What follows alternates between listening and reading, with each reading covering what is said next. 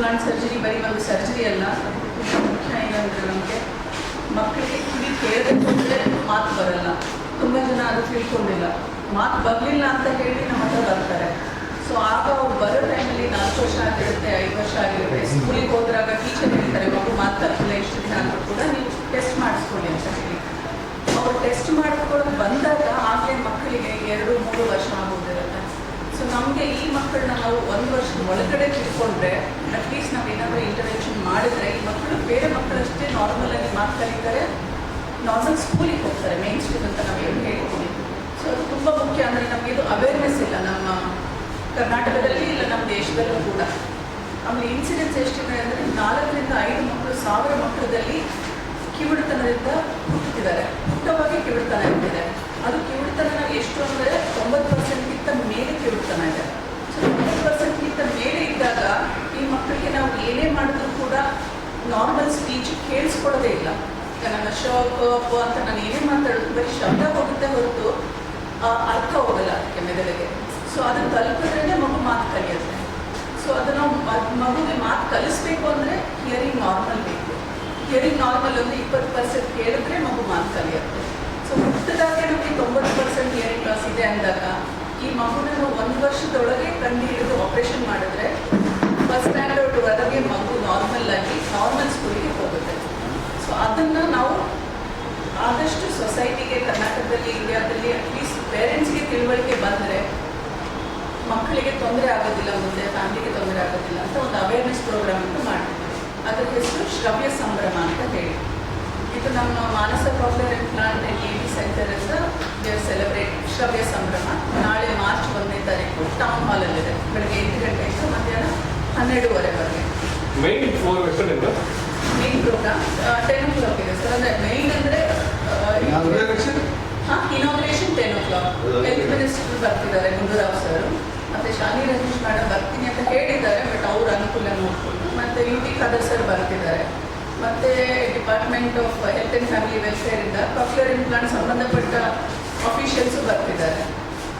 ಯಾಕಂದರೆ ಈಗ ನಮ್ಮಲ್ಲಿ ಒಂದು 850ಕ್ಕಿಂತ ಜಾಸ್ತಿ ಮಕ್ಕಳಿಗೆ ಸರ್ಜರಿ ಮಾಡಿದ್ದೇವೆ.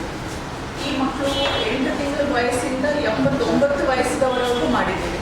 ಸೊ ಇದು ಮಕ್ಕಳಿಗೆ ಸೀಮಿತವಾದಂಥದ್ದು. ಸೊ ದೊಡ್ಡವರು ನಾವು ಮಾಡ್ಬೋದು. ಯಾವಾಗ ಕಿವಿ ಕೇಳೋದು ಜಾಸ್ತಿ ಆಗುತ್ತೆ ಲಾಸ್ ಅಂತ ಹೇಳಿ. ಸೊ ಇದರಲ್ಲಿ ನಮಗೆ ಬರ್ತಿರೋದು ಏನಂದರೆ ಸಂಬಂಧದಲ್ಲಿ ಮದುವೆ ಆಗೋದು ತುಂಬ ನಾರ್ಮಲ್. ನಮ್ಮ ಇದರಲ್ಲಿ ಸೌತ್ ಇಂಡಿಯಾಲಿ ಅಂತೂ ಅತ್ತೆ ಮಗ ಇಲ್ಲ ಮಾಮನಿಗೆ ಕೊಟ್ಟು ಮದುವೆ ಮಾಡ್ತಾರೆ. ಸೊ ಈ ಥರ ಸಂಬಂಧದಲ್ಲಿ ಮದುವೆ ಆದಾಗ ಹಿಯರಿಂಗ್ ಲಾಸ್ ಚಾನ್ಸಸ್ ಇನ್ನೂ ಜಾಸ್ತಿ ಆಗುತ್ತೆ.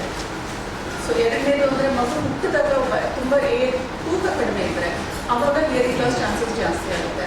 ಪ್ಲಸ್ ಹುಟ್ಟಿದಾಗ ಜಾಂಡೀಸ್ ಜಾಸ್ತಿ ಆಯಿತು ಅಂದ್ಕೊಳ್ಳಿ ಮಗುಗೆ, ಅವಾಗ ಕೂಡ ಕಿವಿಗೆ ಏನು ಸಣ್ಣ ಹೇರ್ ಸೆಲ್ಸ್ ಇರುತ್ತೆ ಅದು ಡ್ಯಾಮೇಜ್ ಆಗೋ ಚಾನ್ಸಸ್ ಇರುತ್ತೆ. ಮಗು ತಕ್ಷಣ ಅಳ್ಳಿಲ್ಲ ಅಂತೇಳಿ. ಈಗ ನಮ್ಮಲ್ಲಿ ಎಷ್ಟೊಂದು ಬರ್ತ್ ಆಗೋದು ಎಲ್ಲ ರೂರಲ್ ಪಾಪ್ಯುಲೇಷನಲ್ಲಿ ಫೆಸಿಲಿಟೀಸು ಇರಲ್ಲ. ಆ ಟೈಮಲ್ಲಿ ಮಗು ಒಂದು 5 ನಿಮಿಷಕ್ಕಿಂತ ಜಾಸ್ತಿ ಅಳ್ಳಿಲ್ಲ, ಬ್ರೈನ್ಗೆ ಆಕ್ಸಿಜನ್ ಸಪ್ಲೈ ಹೋಗಲಿಲ್ಲ ಅಂದರೆ ಹೇರ್ ಸೆಲ್ ಡ್ಯಾಮೇಜ್ ಆಗೋ ಚಾನ್ಸಸ್ ಇರುತ್ತೆ. ಇವೆಲ್ಲ ನಾವು ತಿಳ್ಕೊಂಡ್ರೆ ತಡೆಗಟ್ಟಬಹುದು. ಸೊ ಒಂದು ಹಿಯರಿಂಗ್ ಲಾಸ್ನ ನಾವು ಹುಟ್ಟುವಾಗ ಲಾಸ್ ಆಗೋದನ್ನು ತಡೆಗಟ್ಟಬಹುದು, ಅದ್ರ ಬಗ್ಗೆ ತಿಳ್ಕೊಂಡಿದ್ರೆ. ಎರಡನೇದು ಆಗಲಿಲ್ಲ ಅಂದರೆ ಅಟ್ಲೀಸ್ಟ್ ಹುಟ್ಟಿದಾಗ ನಾವು ಕಂಡುಹಿಡಿಬೋದು.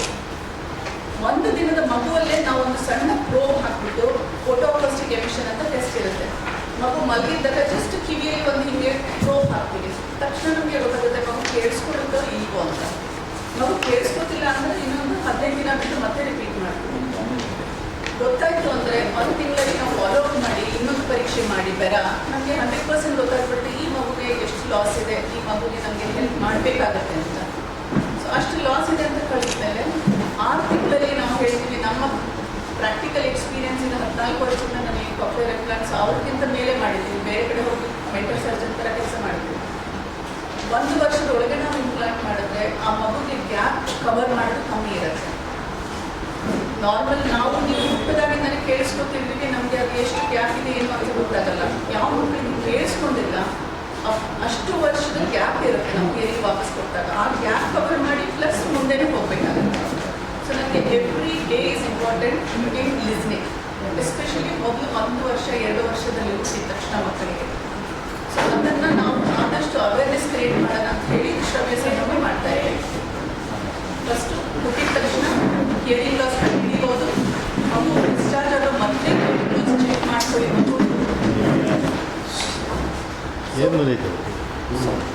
Most 2 points that awareness highlight ಮಾಡ್ತಾ ಇರೋದು. ಹುಟ್ಟಿದ ತಕ್ಷಣ ಕಿವಿ ಚೆನ್ನಾಗಿದೆ, ನಾರ್ಮಲ್ ಆಗಿದೆ, 2 ಕೈ ಇದೆ, ಕಾಲಿದೆ ಅಂತ ಅದು ಕೆಲಸ ಮಾಡ್ತಿದೆ ಅಂತ ಅಲ್ಲ.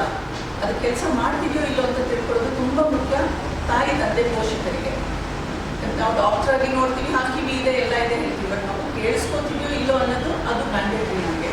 ಸೊ ಅದನ್ನು OE ಅನ್ನೋ ಸಿಂಪಲ್ ಪರೀಕ್ಷೆ 10 ನಿಮಿಷದಲ್ಲಿ ನಮ್ಗೆ ಗೊತ್ತಾಗುತ್ತೆ ಮಗು ಕೇಳಿಸ್ಕೊತಿದೆ ಅಂತ ಹೇಳಿ. ಸೊ ಅಷ್ಟು ಮಾಡಿದ್ರೆ ನಮಗೆ ಯೋಚನೆ ಇರಲ್ಲ. ಮಗು ಮಾತು ಲೇಟ್ ಆಗ್ತಾಯಿದ್ದಂದ್ರೆ ಅವಾಗ ಬೇರೆ ಇಂಟರ್ವೆನ್ಷನ್ ಏನು ಮಾಡ್ಬೋದು. ಅದನ್ನು ರೀಕನ್ಫರ್ಮೇಷನ್ ಬೆರ ಅಂತ ಟೆಸ್ಟ್ ಇದೆ, ಅದನ್ನು 3 ಮಂತ್ಸ್ ಒಳಗಡೆ ಮಾಡಿ ನಾವು ಇಂಟರ್ವೆನ್ಷನ್ 3 ತಿಂಗಳಲ್ಲೇ ಶುರು ಮಾಡಬೇಕು. ಸೊ WHO ಅದೇ ಹೇಳುತ್ತೆ, ಫ್ರಮ್ ಸ್ಲೋಗನ್ ಇರೋದು ಕಮ್ಯುನಿಟಿ ಟು ಕ್ಲಾಸ್ ರೂಮ್. ಯಾವ ಮಕ್ಕಳು ಕ್ಲಾಸ್ ರೂಮಿಂದ ಹೊರಗೆ ಬೇಡ, ಆದಷ್ಟು ಇವರಿಗೆಲ್ಲ ಒಳ್ಳೆ ಎಜುಕೇಷನ್ನು ಮೇನ್ ಸ್ಟ್ರೀಮ್ ತರೋಣ ಅಂತ ಹೇಳಿ.